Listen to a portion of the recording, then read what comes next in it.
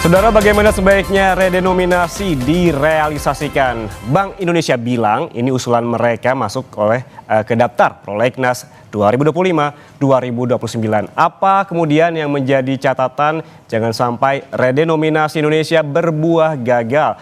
Kompas Bisnis akan tanya langsung kepada sejumlah narasumber. Ada anggota Komisi 11 DPR RI dari fraksi PDI Perjuangan, Haris Turino, yang telah hadir di studio. Pak Haris, selamat pagi. Selamat pagi.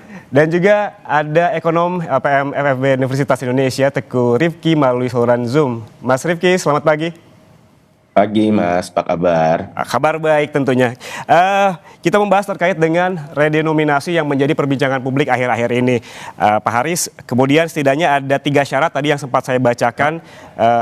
Di antaranya ada kondisi makroekonomi yang stabil, ada stabilitas sistem keuangan yang terjaga, dan juga situasi sosial politik yang kondusif. Apakah menurut Anda dari ketiga syarat itu Indonesia sudah memenuhinya? Ya, dari beberapa, katakan syarat yang pertama ya, kondisi makroekonomi yang stabil. Itu biasanya dilihat dari mana sih? Nomor 1 adalah dari inflasi. Kalau inflasinya memang terjaga di level sekitar 2,5-2,6%. Ini selama ini bertahun-tahun BI sukses menjaga inflasi. Oke. Tetapi banyak hal lain, ya seperti katakan tekanan pada mata uang.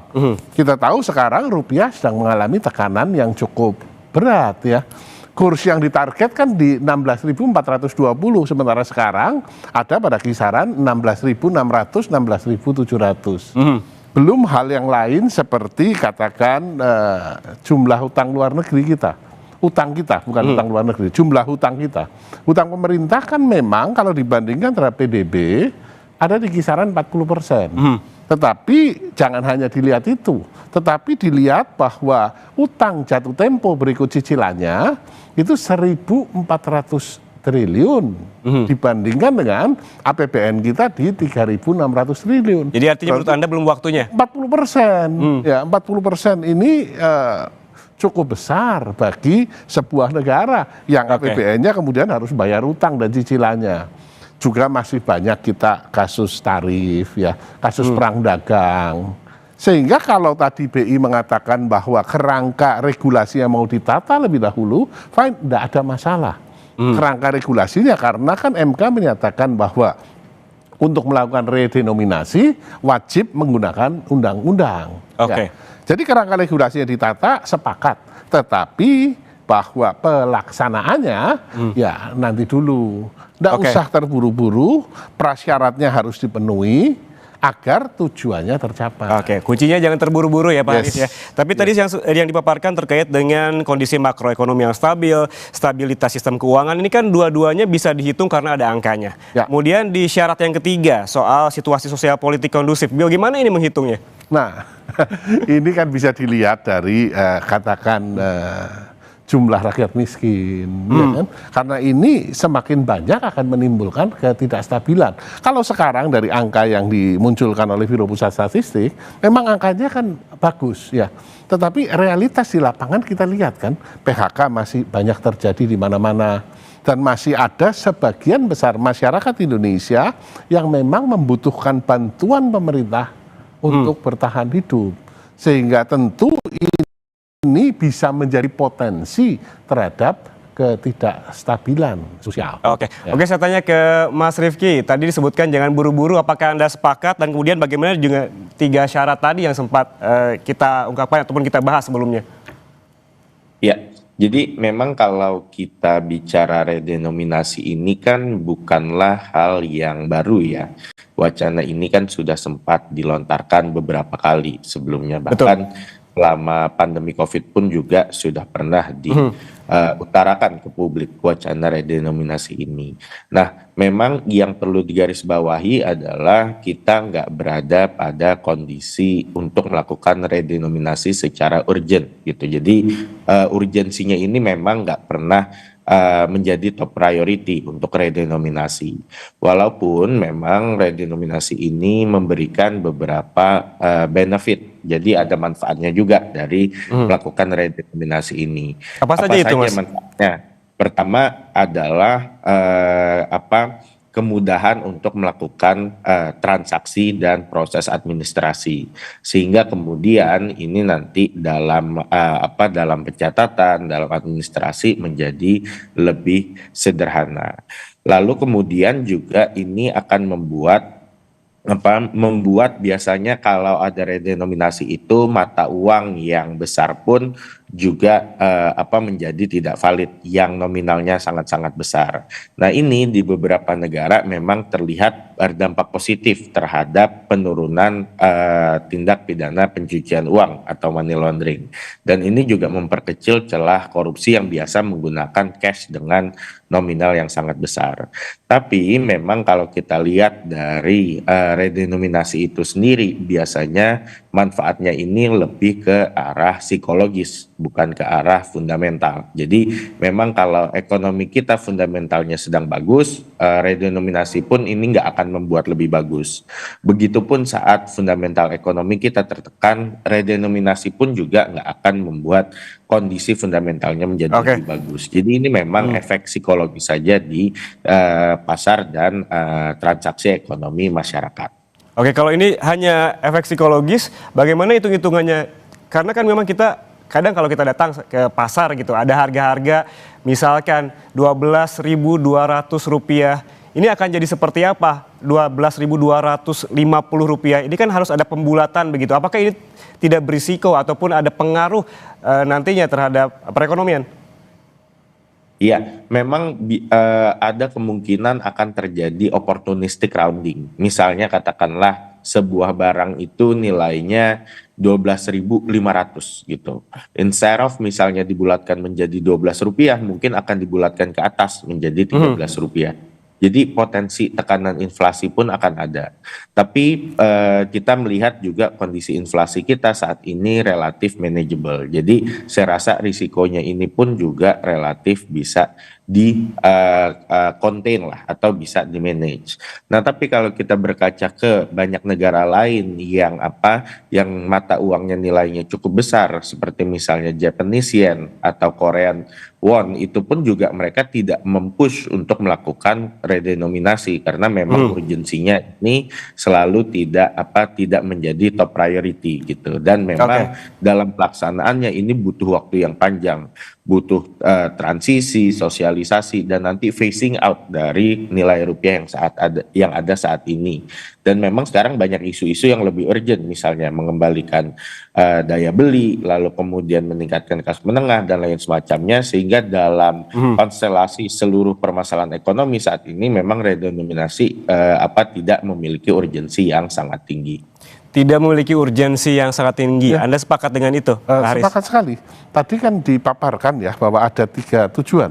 Yang pertama efisiensi, jelas efisiensi, jumlah kertas lebih sedikit, jumlah kalkulator ya. Kalkulator di Indonesia itu kalkulator 12 digit. Kalkulator 9 digit itu enggak laku di Indonesia. Ya kan? Dengan redenominasi dipotong 3 nol, maka kalkulator 9 digit, laporan keuangan dari semua lembaga ya, ini akan lebih ringkas. Ya. Kemudian praktis terjadi efisiensi di sana. Tujuan pertama tercapai. Tujuan ketiga yaitu kredibilitas mata uang rupiah. Kan keren kalau $1 tidak lagi 16.700, tapi 16,7 perak per US dollar. Kan lebih keren. Keren saja. Ya, tapi tujuan kedua meningkatkan stabilitas, meningkatkan daya saing, tidak ada itu. Berarti Anda setuju ini hanya efeknya psikologis saja? Iya, efek psikologis dan ya untuk keren. Sementara kompleksitasnya luar biasa. Zaman dulu tahun 80-an, tahun 90-an kita terima gaji kan kita di amplop ya ada duitnya. Nah sekarang kan enggak, ting duit masuk seperti itu. Transfer. Tentu yang dirubah bukan hanya fisik uang ya. Tetapi juga sistem pencatatan di perbankan, ya, yang simpel aja kartu tol, yang isinya sudah 1,5 juta katakan, ya kan, ini kan tinggal 1.500, ya, demikian pula kris, demikian pula transaksi dikatakan di marketplace, demikian pula kris, demikian pula katakan harga saham, belum lagi kripto yang patokannya mata uang rupiah, belum lagi mata uang virtual lainnya, kompleksitasnya besar sekali. Oke, banyak sekali angkanya di belakang apabila kita melihat saham dan juga yang kripto, harus dirubah dalam waktu yang serempak ketika diputuskan kan, dan ini akan mempengaruhi menimbulkan kompleksitas yang besar sekali. Kalau gagal mengelola ini, akibatnya seperti yang dilakukan Argentina gagal, seperti yang dilakukan Zimbabwe gagal. Ini kan kita tidak mau seperti itu. Sementara sasarannya, tujuan yang ingin dicapai hanya efisiensi dan katakan keren. Kalau keluar negeri nih, kurs kita 16,7, bukan 16.700. Nah, tetapi apakah itu meningkatkan yang lain? Tidak. agar tidak terjadi seperti Zimbabwe, Mas Rifki, apa yang perlu diantisipasi sebetulnya? Iya, ini yang perlu diantisipasi adalah pertama kredibilitas. Seberapa serius pemerintah melakukan redenominasi ini? Karena selain di planningnya yang nanti akan super kompleks, implementasinya pun akan super kompleks. Nah, ini komitmennya harus 100%. Jadi nanti pemerintah juga perlu menyiapkan planning bagaimana memphase out. Lalu bagaimana membuat semua uang yang sudah ada saat ini menjadi invalid dan proses transisinya seperti apa. Ini perlu memakan bertahun-tahun dan potensinya bahkan mungkin melewati satu siklus periode politik gitu. Jadi kalau ini juga perlu diantisipasi, misalnya nanti pergantian pemerintahan tahun 2029, apakah ini tetap akan menjadi prioritas atau enggak? Karena kalau prioritasnya berubah, ini akan gagal. Seperti yang dilakukan misalnya di Brazil atau Zimbabwe, atau pernah Turki beberapa kali pun tidak selalu sukses. Ini karena komitmennya tidak 100%.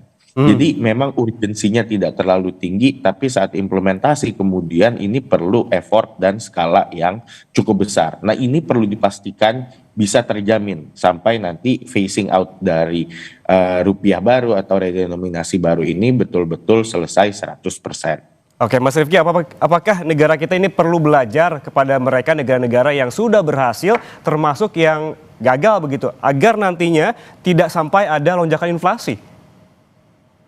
Tentu, jadi memang makanya ini sudah banyak kasus yang berhasil, banyak kasus yang gagal. Kasus yang gagal ini beberapa negara, misalnya Brazil, Argentina, Turki pun juga pernah gagal.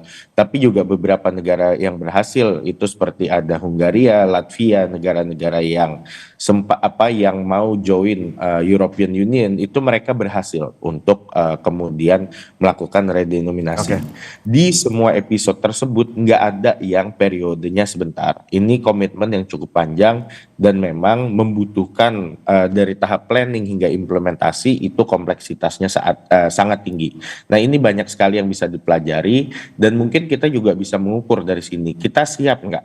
Kita mampu nggak untuk melakukan komitmen redenominasi skala besar tersebut? Oke, Pak Haris, apa saja yang perlu dipelajari dari negara-negara baik yang sudah berhasil maupun yang gagal begitu? Tadi disebutkan risikonya ada lonjakan inflasi. Poin-poin penting apa yang perlu negara kita ambil dari negara-negara yang sudah berhasil dan gagal agar terjadi hal tersebut? Ya, prasyarat awalnya harus terpenuhi dulu. Tadi katakan kestabilan sistem keuangan, kemudian kondisi moneter yang juga stabil, dan kondisi sosial ekonomi yang stabil. Tanpa ada kestabilan ini, belajar hanya menambah ilmu, dan ini tidak pas kalau dilaksanakan di Indonesia dengan terburu-buru. Kita tahu prioritas Presiden Prabowo kan pertumbuhan ekonomi 8%. Ya itu dulu kita capai lah.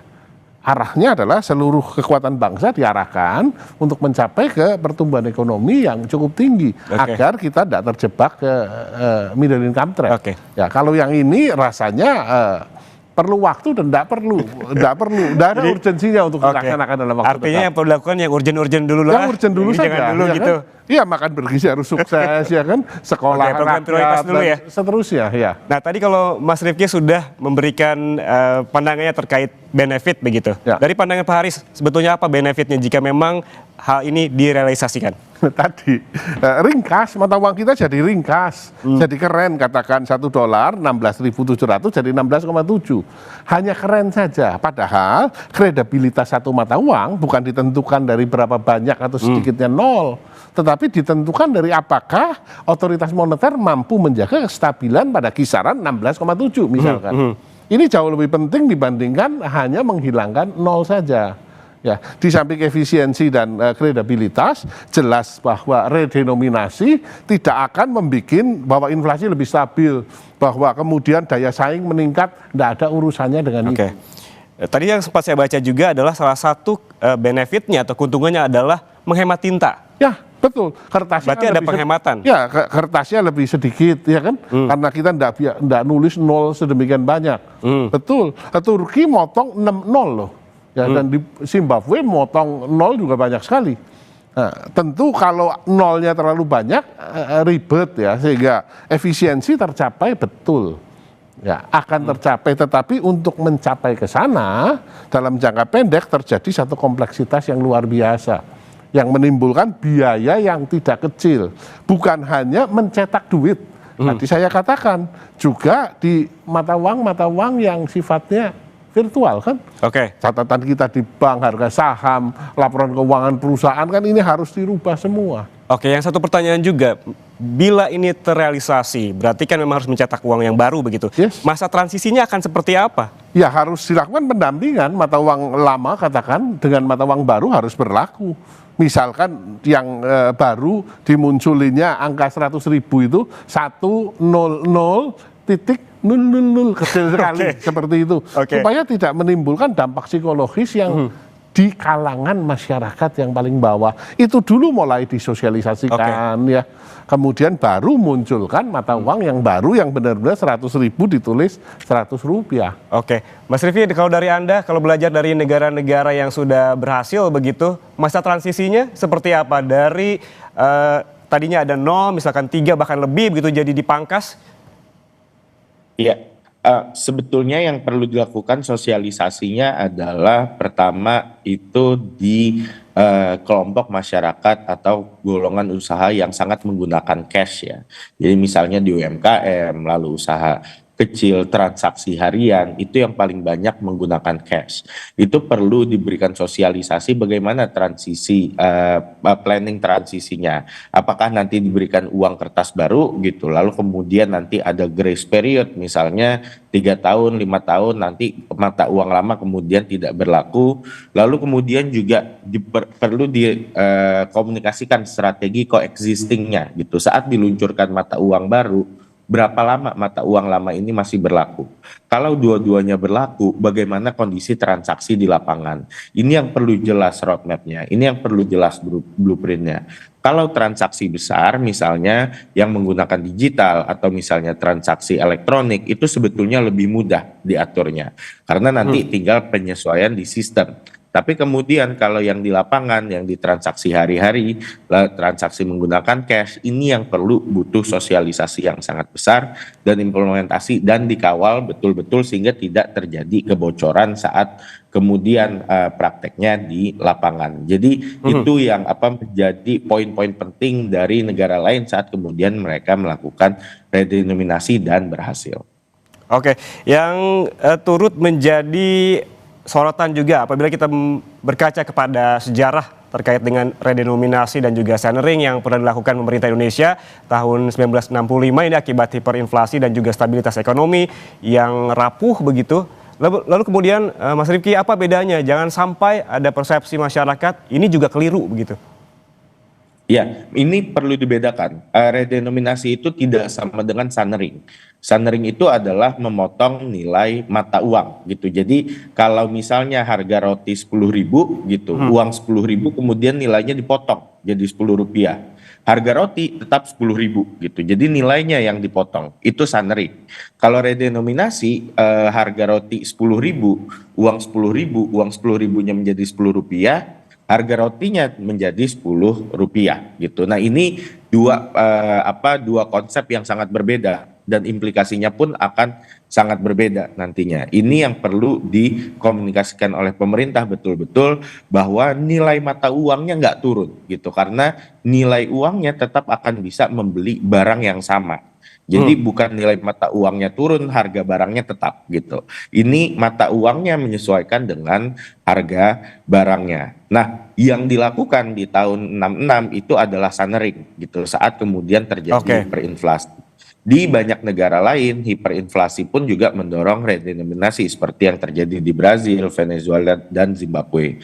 Kondisinya kita lebih baik. Kondisinya sekarang adalah kita itu nggak mengalami hiperinflasi, tapi kita mau melakukan simplifikasi mata uang. Jadi isunya sebetulnya cukup berbeda. Kita sebetulnya lebih nggak ada urgensi karena kita nggak ada hiperinflasi. Tapi memang tadi ada benefit-benefit psikologis dari simplifikasi mata uang tersebut. Oke, lagi-lagi belum ada urgensinya ya. Kalau dari DPR, Pak Haris, apakah DPR juga menghitung persepsi publik terkait dengan isu ini?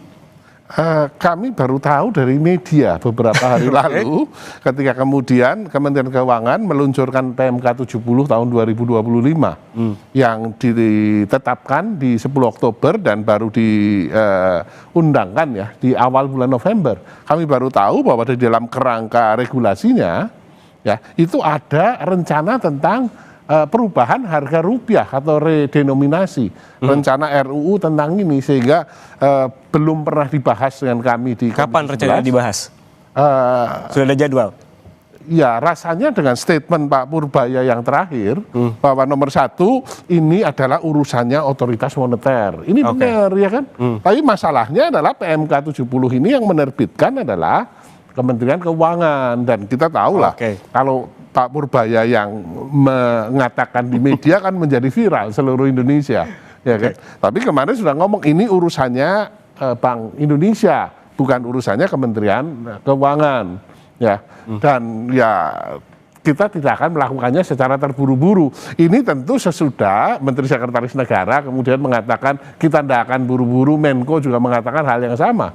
Kemudian Pak Purbaya kemarin mengeluarkan statement itu. Oke, Mas Rifki bilang belum ada urgensinya, ya. Pak Haris bilang jangan buru-buru. Lalu sebenarnya dalam kondisi seperti apa momentum yang tepat bagi Indonesia untuk melakukan redenominasi ini? Tapi tahan dulu jawabannya. Jangan kemana-mana saudara, susah jeda akan kembali. Untuk Anda tetap bersama kami di Kompas Bisnis. Anda masih bersama kami di Kompas Bisnis, saudara. Sebelum kita membahas terkait dengan kapan waktu yang tepat untuk melakukan redenominasi ini, kita juga tadi sempat berbincang terkait dengan ongkosnya. Akan seberapa mahal sih ongkos melakukan redenominasi ini dan apakah sebanding dengan impact-nya? Nah itu persoalannya, ongkosnya akan besar sekali. Bukan hanya ongkos mengganti duit. Ya, mengganti nol, membuang nol, bukan hanya itu, bukan hanya cetak uang baru, tetapi dampak psikologis masyarakat. Ya, dan yang kedua adalah menjaga bahwa ini tidak boleh gagal, karena kalau gagal malah menyebabkan kondisi ekonomi pertumbuhannya terhambat, terjadi inflasi yang besar-besaran. Kita biasa main di angka ribuan dan jutaan. Satu contoh harga beras 13.200 sekarang. Ya, kalau kemudian dilakukan redenominasi, maka harga beras menjadi 13 perak 20 sen. Kita dari sejak lahir tidak biasa mainan sen. Maka akan di round up ke atas, 14 saja deh. Biar gampang, biar simple. Nah, apa dampaknya? Ini kenaikan 6%. Sehingga akan memicu inflasi. Nah, ini yang kudu dijagain, belum lagi kompleksitas. Menurut saya tadi di masyarakat UKM dalam bentuk uang yang baru ya, kemudian di sistem back end-nya juga ini akan butuh biaya yang cukup besar untuk melakukan sinkronisasi dalam waktu yang sangat singkat. Sementara benefitnya tidak terlalu besar. Oke, kita berbicara soal tadi ongkos, ada catatan yang kami dapatkan begitu, Pak Haris, soal biaya transisi. Tadi kita bicara soal transisinya, kita sekarang bicara soal biayanya. Yang harus dikeluarkan oleh pemerintah, perbankan, pelaku usaha, dan juga masyarakat ini tidaklah kecil. Jadi menurut Anda ini gimana nih? Jadi semua lini nih yang harus mengeluarkan biaya jadinya. Iya, jadi katakan semua perjanjian dagang, simpanan di bank dan seterusnya. Ini kan tentu yang ada kaitannya dengan rupiah, kan angkanya harus dibuang nolnya. Dan ini kan supaya tidak menimbulkan nanti moral hazard di belakang ya. Ini kan harus disepakati dan dilaksanakan dengan sedemikian baik ya. Tanpa adanya ini, maka biaya psikologisnya akan besar sekali. Sementara kembali lagi manfaatnya hanya keren saja, manfaatnya hanya efisien, ya nolnya hilang 3, itu saja. Oke, terakhir Pak Haris, ini penegasan hitungan Anda. Sebetulnya kapan Indonesia siap dengan redenominasi?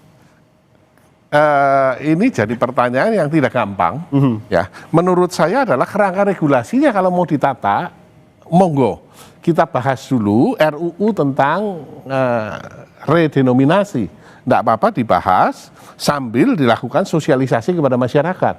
Sambil secara perlahan kita sudah mulai ngajarkan kepada masyarakat, ya, dengan tadi di resto katakan harga 20.000, 20K dan seterusnya. Mulai disosialisasikan pelan-pelan, kemudian mata uang juga sudah mulai digeser pelan-pelan, 50.000, 50, titiknya diganti koma, 000 kecil, ya, secara bertahap. Nah, setelah memang kondisi prakondisinya siap, oke, kita jalankan. Ada kondisi, ada prakondisi yang sebetulnya yang perlu dipikirkan untuk kesiapan terkait dengan pengaplikasian redenominasi. Ya, jangan sampai redenominasi ini akan mengganggu stabilitas pemerintahan Pak Prabowo. Terima kasih Pak Haris atas waktunya bersama kami di studio Kompas TV, dan sebelumnya tadi melalui saluran Zoom sudah ada ekonom LPM FEB Universitas Indonesia Teguh Rifki. Terima kasih sekali lagi atas waktunya bersama kami